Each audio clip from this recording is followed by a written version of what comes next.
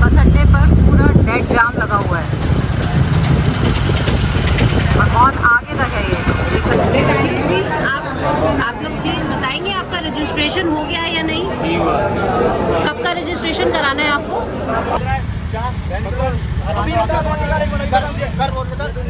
Hello everyone, welcome back to OT expert.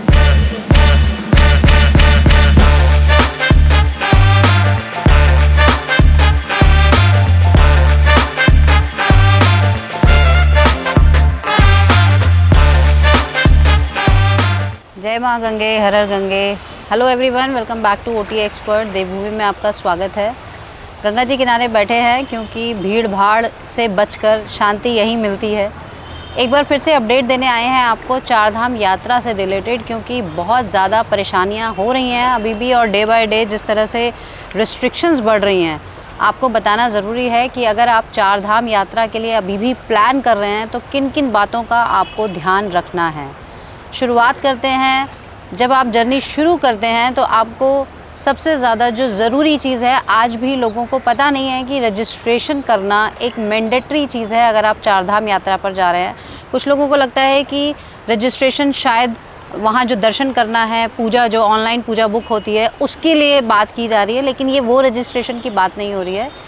हम registration की बात कर रहे हैं अगर आप जर्नी, डेट ऑफ ट्रैवल जो आपका है वो आपको उसमें मेंशन करना होता है, और साथ ही जिस दिन आप जिस भी धाम में पहुंच रहे हैं दर्शन के लिए, वहां पर स्पेसिफिकली वो डेट्स मेंशन होती हैं। लिंक आपको डिस्क्रिप्शन बॉक्स में मिलेगा जहां से, जिस साइट से आपको ये रजिस्ट्रेशन करना है। हालांकि ऑनलाइन रजिस्ट्रेशन अभी 30 जून तक बंद हो चुके हैं क्योंकि सीट्स फुल हो चुकी हैं। आप ऑफ़लाइन कर सकते हैं। ऑफ़लाइन किस तरह से करेंगे वो हम आपको बताएंगे, लेकिन जो ऑनलाइन रजिस्ट्रेशन अभी आपको आगे के लिए जो प्लान कर रहे हैं, जो जून के बाद जो लोग यात्रा प्लान कर रहे हैं, उनके लिए वो डिस्क्रिप्शन बॉक्स से लिंक ले सकते हैं और अपनी यात्रा का रजिस्ट्रेशन डेट वाइज, डेट का बहुत ज़्यादा ध्यान रखना है। क्योंकि अगर आपकी सपोज़ आपको मान लीजिए जुलाई में कोई डेट है, 10 तारीख को आपको दर्शन करने हैं केदारनाथ जी में, और 12 तारीख को आपको करने हैं बद्रीनाथ जी में, लेकिन अगर आपने डेट्स वहाँ पर 10 की जगह 12 डल गई और आप दूसरी जगह पर कुछ और डेट डल गई, तो आप दर्शन नहीं कर पाएंगे, आपको वहाँ से वापस भेज दिया जाएगा। और ऐसा क्यों हो रहा है? क्योंकि अभी पीछे भी जिन लोगों ने रजिस्ट्रेशंस किए हैं, जब रजिस्ट्रेशंस की डेट्स फुल हो गई थी तो कुछ लोगों ने अपने पीडीएफ्स डाउनलोड करके किसी और डेट पर, आगे की डेट में रजिस्ट्रेशंस करके उसमें कुछ चेंजेस किए डेट्स में। लेकिन जब वो स्पेशली केदारनाथ जी में जो वहाँ पर कोड आता है, बार कोड आता है आपका, जब आप पीडीएफ डाउनलोड करते हैं, जब उसको स्कैन किया जा रहा है तो उसमें पता चल जाता है कि वो किस डेट के लिए आपका रजिस्ट्रेशन वहाँ पर किया गया है।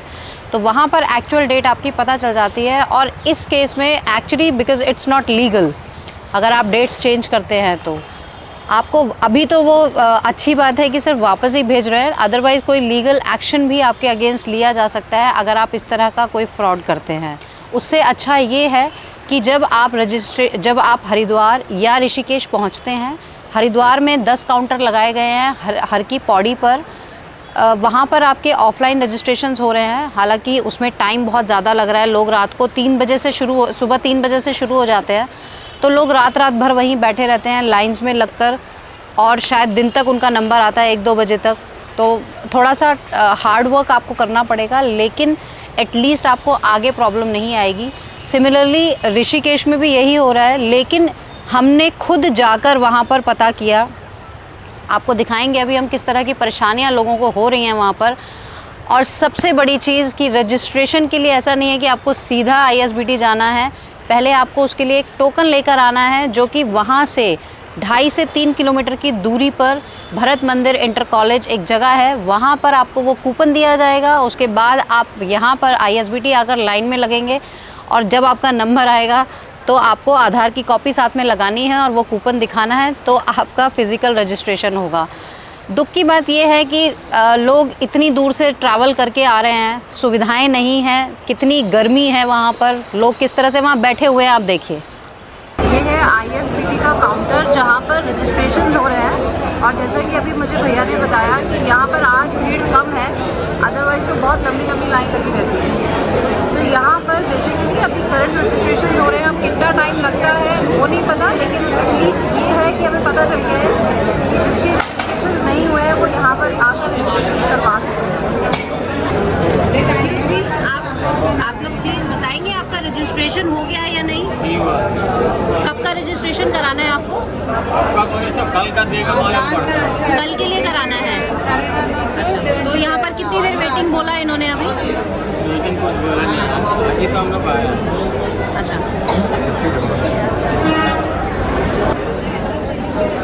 ये इस तरह के टोकन्स ये दिखा रहे हैं हमें अपने आधार के साथ। आधार दिखाना पड़ रहा है आपको। वहाँ पर आधार दिखाएंगे तो आपको ये टोकन मिलेगा भरत मंदिर इंटर कॉलेज से। और उसके बाद यहाँ पर आप ISBT पर आएंगे। यहाँ आपको ये लाइन में लगकर फिर यहाँ रजिस्ट्रेशन कराना पड़ेगा।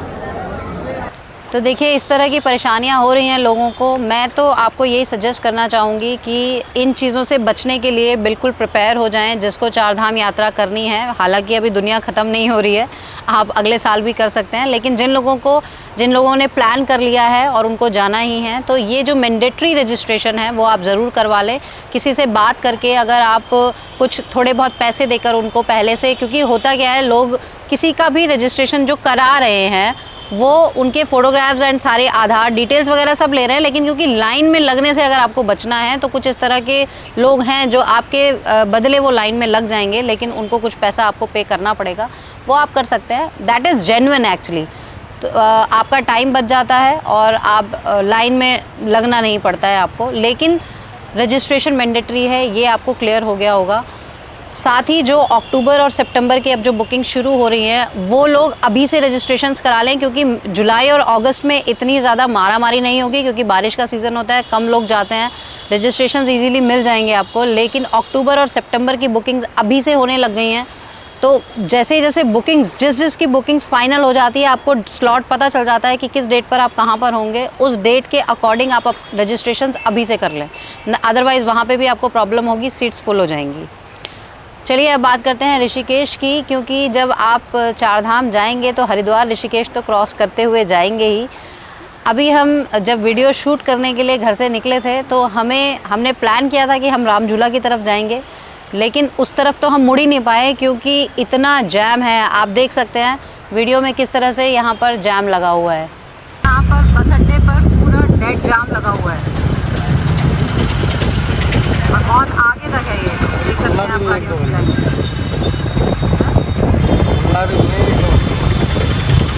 और पता नहीं ये कब खुलेगा, क्योंकि वीकेंड्स पे तो यही हाल है, और अब तो वीकडेज भी मुझे खाली नहीं दिखते जब हम बाहर निकलते हैं।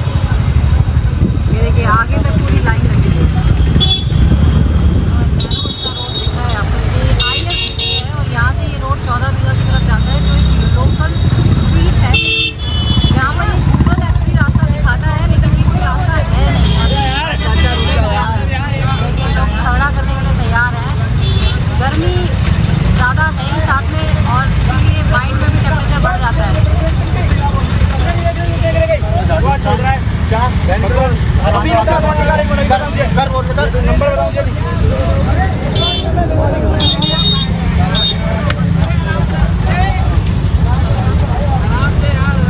इस तरह से ये चीज़ें सॉर्ट आउट करना बड़ा मुश्किल हो जाता है। आगे भी आप पूरा जाम देख सकते हैं। तो देखिए जिस तरह से आपने देखा कि गर्मी में जिस तरह से पारा बढ़ता है, दिमाग का भी पारा बढ़ता जाता है, और लोग किस तरह से लड़ रहे हैं। ये देखिए स्वाभाविक सी बात है, जब आप एक लोकल जो गलियां हैं, छोटी छोटी गलियां, जो 14 बीघा का जो एरिया है यहाँ पर, ये बहुत वैसे भी बहुत नैरो गलियां हैं, और गूगल पता नहीं क्यों उस रास्ते को दिखा देता है।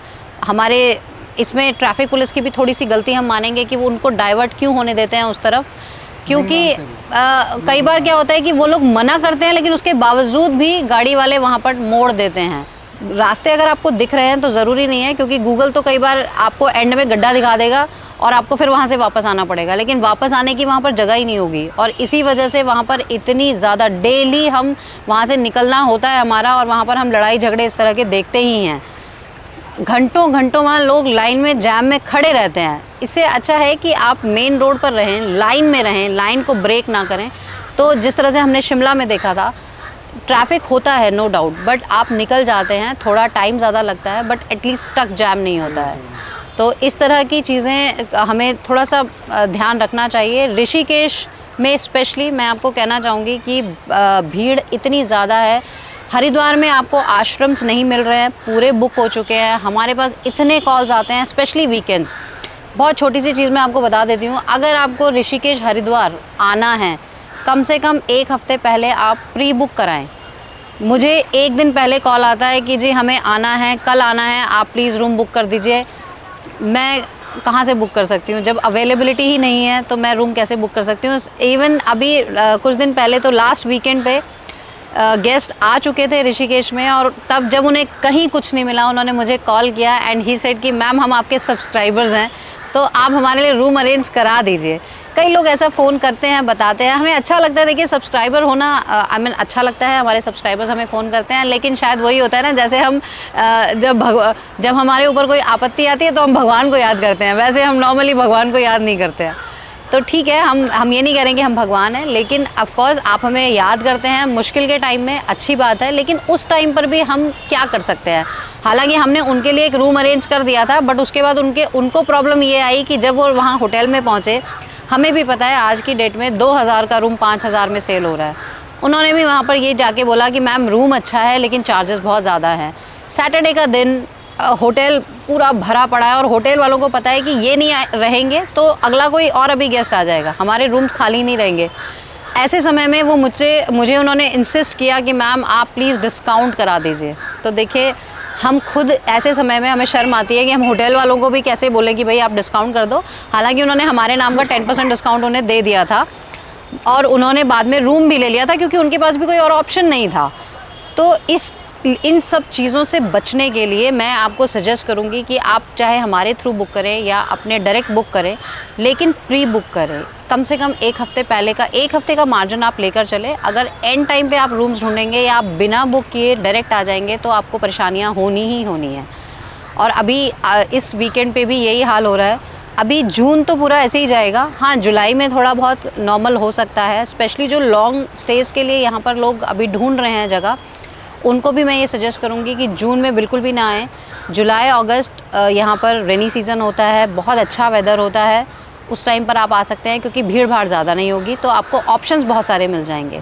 साथ ही जो लोग यहाँ पर 6 महीने या साल भर के लिए आना चाहते हैं, मेरे पास कई ईमेल्स आती हैं, तो मैं उनको यही सजेस्ट करती हूँ कि आप यहाँ पर आकर पहले कोई भी होम स्टे या रिज़ॉर्ट या होटल आप बुक कर लें। लगभग 4 से 5 दिन आप यहाँ पर रहें, पूरा एरिया घूमें क्योंकि बहुत बड़ी जगह नहीं है ऋषिकेश। उसके बाद आप चूज़ करें कि आपके लिए कौन सा एरिया बेहतर है, क्योंकि लोगों को सुनने में और जो दूर से देखने में चीज़ लगती है, एक्चुअली जब आप यहाँ पर आते हैं तो आपको कुछ चीज़ें कुछ डिफरेंट दिखाई देती हैं। जैसे कि तपोवन एरिया है, लोगों को लगता है बहुत अच्छा है। सब लोग जैसे ही हरिद्वार क्रॉस करते हैं सीधा ऋषिकेश में एंटर होते ही तपोवन पहुँच जाते हैं, लेकिन तपोवन को मैं एक कंक्रीट का जंगल मानती हूँ क्योंकि वहाँ पर बिल्डिंग्स ही बिल्डिंग्स हैं। आने वाले समय में मुझे नहीं पता वहाँ पर क्या होगा, क्योंकि इतना मुश्किल हो गया है वहाँ पर निकलना और वहाँ पर इवन सांस लेना। आप लगाइए कि इतनी छोटी सी जगह में इतने होटल्स हैं, हर होटल में सारे एसी होटल्स हैं, इतने एसीज चल रहे हैं, इतनी गाड़ियाँ आ रही हैं। अगर आप पोल्यूशन का लेवल चेक करें यहाँ पर डिवाइस से, तो मुझे लगता है दिल्ली एनसीआर से कम नहीं होगा इस टाइम पर। बहुत पोल्यूशन है जितना, इसीलिए हम तो कोशिश करते हैं कि मेन रोड पे निकलें ही ना। मेन रोड पे आते ही आपको एकदम से हवा में फ़र्क पता चल जाएगा। आप जैसे ही आते हैं आपको गले में खराश होना शुरू हो जाती है, आंखों में जलन होनी शुरू हो जाती है। वो सब ट्रैफिक और ये सब गर्मी हो ही उसी चीज़ की रही है। अदरवाइज़ ऋषिकेश में गर्मी इतनी कभी भी नहीं थी। हम बुंदेलखंड गए थे, उस टाइम पर वहाँ पर 44 डिग्री टेम्परेचर था। यहाँ ऋषिकेश में अभी 41 डिग्री टेम्परेचर है, लेकिन जो हवा की बात करें, सांस लेने की बात करें, तो वहाँ की हवा हमें गर्म ज़रूर लग रही थी लेकिन शुद्ध लग रही थी। वहाँ पे कोई पोल्यूशन नहीं था। लेकिन यहाँ पर 41 डिग्री टेम्परेचर में भी अगर हम ठीक से सांस नहीं ले पा रहे हैं, वो चीज़ हमें फ़ील हो रही है। जब हम सांस ले रहे हैं तो हमें अंदर चेस्ट में ऐसे लग रहा है कि कुछ गलत है, कुछ ख़राब है, फ्रेश नहीं है, तो वो चीज़ आप फील कर सकते हैं। लेकिन इन चीज़ों को आगे देखते हुए आने वाले समय में मुझे तो बहुत चिंता हो रही है कि ऋषिकेश में क्या होने वाला है। कहीं ऐसा ना हो कि लोग ऋषिकेश में आ रहे हैं और हमें ऋषिकेश से मूव करना पड़ रहा है। चलिए देखिए, वो तो गंगा मैया की इच्छा पर डिपेंड करता है कि कौन कहाँ रहेगा, कौन कहाँ नहीं रहेगा। मुझे लगता है आपके लिए ये वीडियोज़ बहुत इन्फॉर्मेटिव है और इस तरह से आप अपनी चीज़ों को प्लान करें, चाहे वो 4 धाम यात्रा है या फिर आपका वीकेंड ऋषिकेश के लिए है। कोशिश करें वीकेंड पर ना आएँ, वीकडेज़ में आएँ। बच्चों के वेकेशंस है अभी, तो आप वीकडेज़ में भी आ सकते हैं, तब इतनी परेशानियाँ आपको नहीं होंगी। वेकेशंस की तो बात ऐसी है कि अभी तो ऐसा लगता है कि हमेशा ही वेकेशंस हैं, क्योंकि पिछले 2 साल से बच्चे जब घर पे भी थे तो हमें एहसास होता था कि वेकेशंस ही हैं। 2 साल से वेकेशंस मना रहे हैं। तो अगर अभी स्कूल्स कंटिन्यू हो भी गए हैं, आप ऐसा तो है नहीं कि 2 महीने की अगर छुट्टियां पड़ी हैं तो आप 2 महीने घूम रहे हैं। हार्डली आप 1 हफ़्ता अपने लिए निकालते हैं, तो वो 1 वीक आप आगे जुलाई अगस्त में भी निकाल सकते हैं। वो आपके लिए ज़्यादा इन्जॉयमेंट भी रहेगी और आपको लगेगा कि आप वेकेशंस मना रहे हैं। अभी तो ये सज़ा है, वेकेशंस नहीं है। एग्जाम्पल देती हूँ आपको, जब हम लोग चैल गए थे अभी, तो जिस दिन हम गए थे, मैं मानती हूँ हम लकी थे, क्योंकि उस दिन थंडर स्टॉर्म था, बारिश हो रही थी, झमाझम वाली बारिश थी, और बारिश के बाद जो मौसम था बहुत ही अल्टीमेट था। हमारे वीडियो को देखकर कुछ लोग नेक्स्ट डे या शायद 1-2 दिन बाद वहाँ पर गए और उनका कमेंट आया स्पेशली कि मैम आपके वीडियोस देख के तो हमें बड़ा अच्छा लग रहा था, लेकिन हमें उतना मज़ा नहीं आया। तो मुझे ऐसा मतलब वो इसीलिए नहीं आया, मैं उनको भी मैंने यही बोला कि जब आप गए तो उस टाइम पर, क्योंकि वेदर वैसा नहीं था। वेदर अपने आप में एक बहुत बड़ी चीज़ है अगर आप कहीं घूमने जाते हैं। इसी तरह से अगर आप ऋषिकेश में भी रेनी सीज़न में आएंगे तो आपको घूमने का मज़ा आपका डबल हो जाएगा।